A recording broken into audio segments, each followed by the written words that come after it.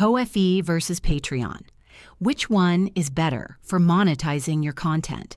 Hey guys, in this video, I'm going to compare Ko-fi and Patreon, two of the most popular platforms for creators who want to earn money from their fans. Let's start with Ko-fi. It's perfect if you're a writer, artist, podcaster, or small creator who wants simple, low-pressure support. You can get tips, set up memberships, and even sell digital downloads, all without monthly fees or complex tools. It's great for casual income and works well if you already have a following on Instagram, TikTok, or YouTube. Now let's talk about Patreon.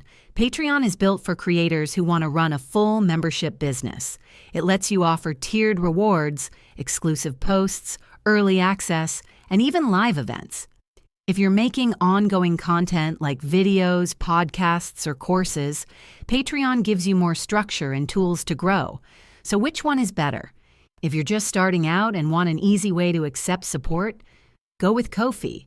If you're building a long-term, engaged community with recurring income, Patreon might be the better fit. It really comes down to how much you're creating and what your audience expects from you. Let me know in the comments which one you use, and if you found this helpful, hit like and subscribe. See you next time.